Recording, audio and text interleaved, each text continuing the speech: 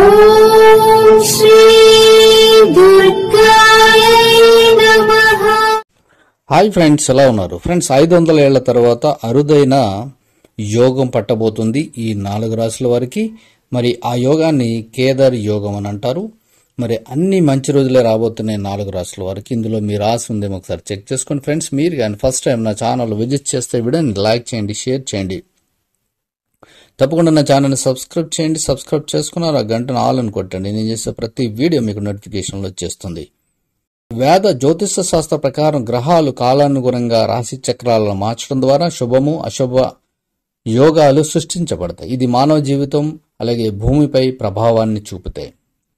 దీనితో పాటు అటువంటి కొన్ని గ్రహాలు అటువంటి అరుదైన యోగాలను సృష్టిస్తూ ఉంటాయి. అవి సంవత్సరాల తర్వాత ఏర్పడుతూ ఉంటాయి. కేదార్ యోగా 500 సంవత్సరాల తర్వాత ఏర్పడబోతుంది.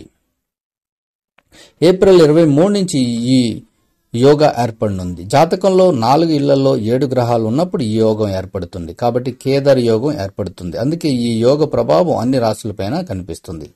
కానీ 4 రాశి చక్రాలు ముఖ్యంగా ఇందులో ఆకస్మిక ద్రవ్య లాభాలు, వృత్తిలో, ఉపాధిలో, ఉద్యోగంలో పురోగతిని పొందే అవకాశాలు ఉన్నాయి. మరి ఆ రాశుల్లో ముందుగా మేషరాశి.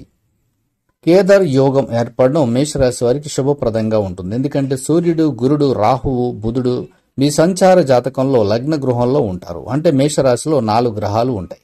అక్కడ శుక్రుడు 2వ ఇంట్లో ఉంటాడు. దీంతో పాటు అంగారకుడు మరియు చంద్రుడు 3వ ఇంట్లో ఉంటారు. దీని తర్వాత శని ఆదాయ గృహంలో ఉంటాడు. అందుకే ఈ సమయంలో ఆకస్మిక ధనాన్ని పొందుతారు. దీనితో పాటు మీరు గౌరవ మర్యాదలు పొందుతారు.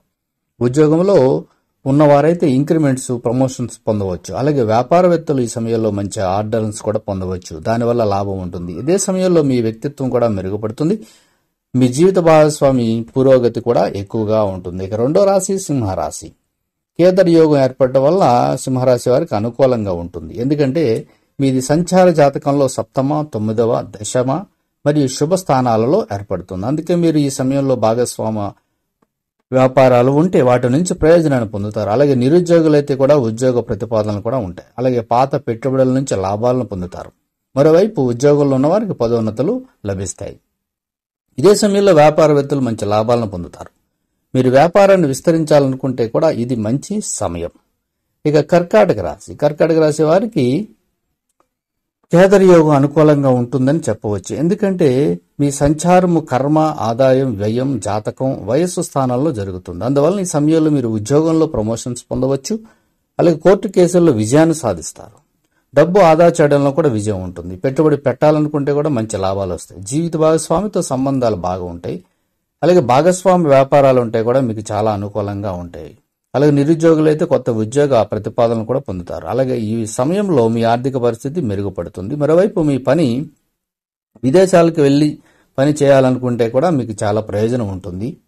అయితే మీకు స్వల్పంగా ఖర్చులు పెరిగే అవకాశాలు ఉన్నాయి. ఇక 4వ రాశి మకర రాశి. మకర రాశి వారికి కేదార్ యోగం మీకు ఆహ్లాదకరంగా, ప్రయోజనకరంగా ఉండబోతుంది.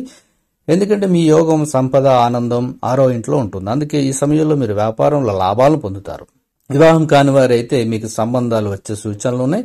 అవి కూడా మీకు కన్ఫామ్ కూడా అవ్వచ్చు. అలాగే మీరు ఈ సమయంలో వాహనం లేదా ఆస్తిని కూడా కొనుగోలు చేయవచ్చు.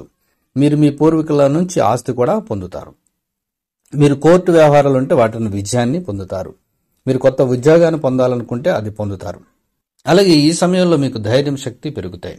దీనివల్ల ప్రత్యర్థులు ఓడిపోతారు. సో ఫ్రెండ్స్, ఇదండి ఇది 500 సంవత్సరాల తర్వాత కేదార్ యోగం ఏర్పడుతుంది. ముఖ్యంగా 4 రాశుల వారికి చాలా అనుకూలంగా ఉంది. Thank you for watching.